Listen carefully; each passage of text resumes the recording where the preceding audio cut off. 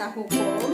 Pada video ini, saya Kiki Doresha bersama rekan saya, Sultan Izik bin Ha, akan membahas mengenai asas-asas umum pemerintahan yang baik. Wah, pasti bakal seru banget ya teman-teman. Oh iya, tugas ini kami persembahkan untuk memenuhi tugas kelompok hukum administrasi negara. Nah, daripada berlama-lama, yuk kita langsung saja menuju ke pembahasan.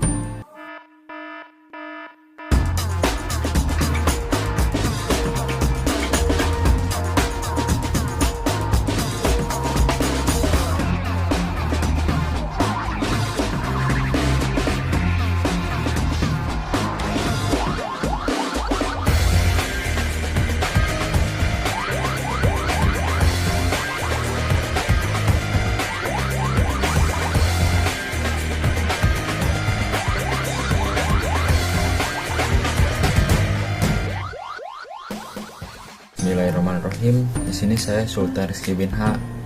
Pada part 1 ini akan menjelaskan tentang pengertian, sejarah, dan perkembangan asas-asas umum pemerintahan yang baik. Pada bagian pertama, kita ada pengertian asas-asas umum pemerintahan yang baik. Nah, pengertian dalam istilah asas-asas umum pemerintahan yang baik ini ada dari berbagai macam di dunia. Yang pertama ada dari Belanda, yaitu Algemene Beginselen van den Hoognietsbestuur. Nah, selanjutnya ada di Belgia, yaitu Algemene Rechtsbeginselen.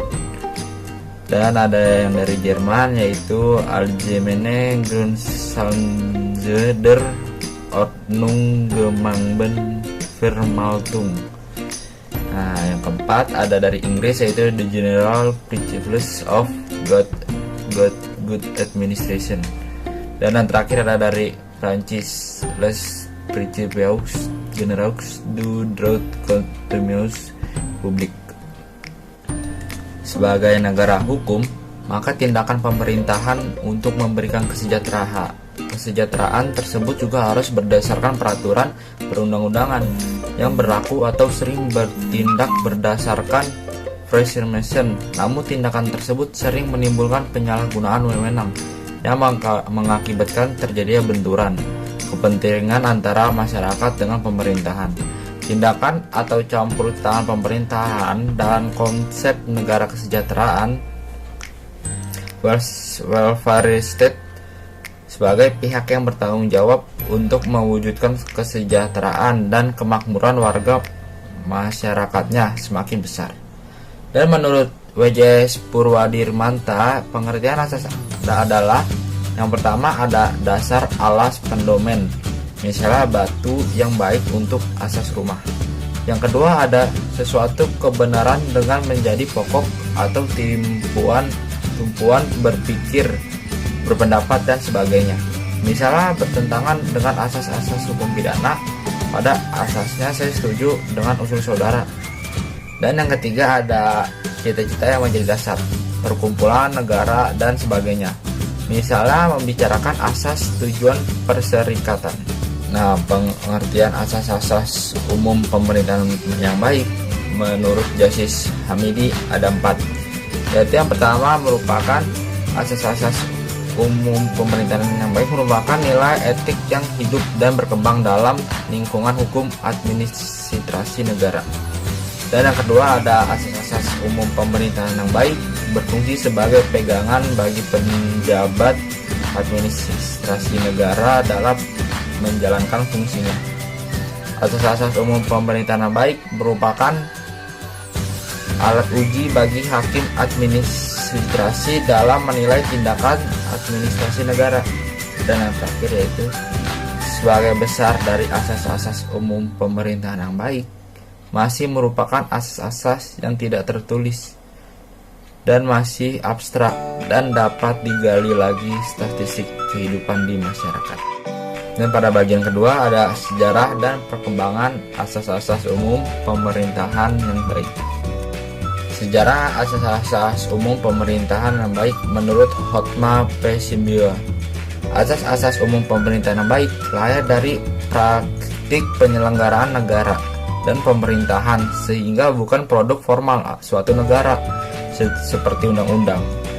asas-asas umum pemerintahan yang baik lahir sesuai dengan perkembangan zaman untuk meningkatkan perlindungan terhadap hak-hak individu. Fungsi asas-asas umum pemerintahan yang baik dalam penyelenggaraan pemerintahan adalah sebagai pedoman atau penuntun bagi pemerintahan atau pejabat administrasi negara dalam rangka pemerintahan yang baik atau good governance.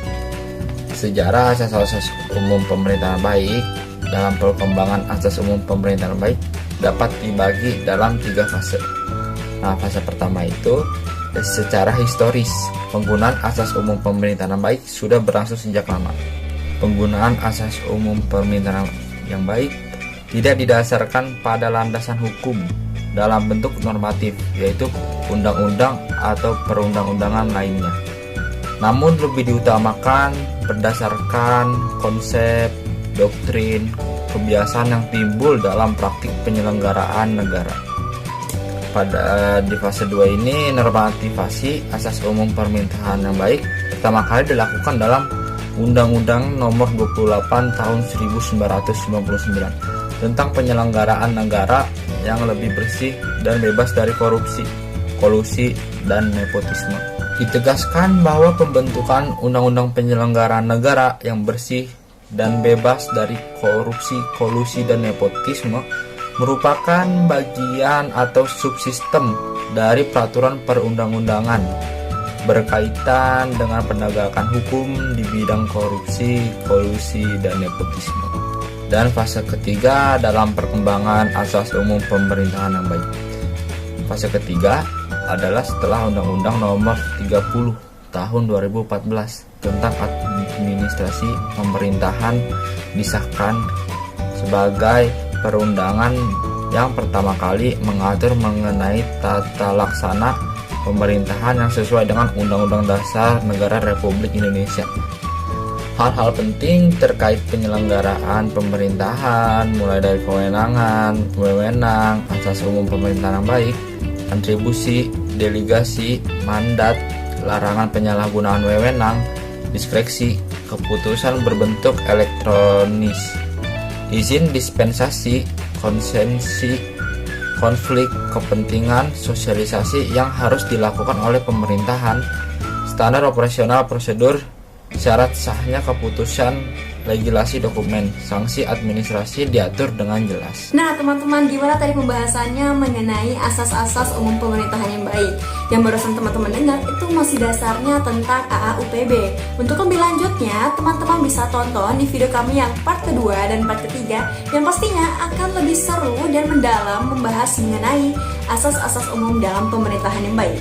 Teman-teman, sebelum sampai akhir, saya ingin mengingatkan, jangan lupa untuk like dan share video ini agar ilmunya tidak selesai sampai di teman-teman. Baiklah, terima kasih teman-teman. Wassalamualaikum warahmatullahi wabarakatuh. Salam pencinta hukum.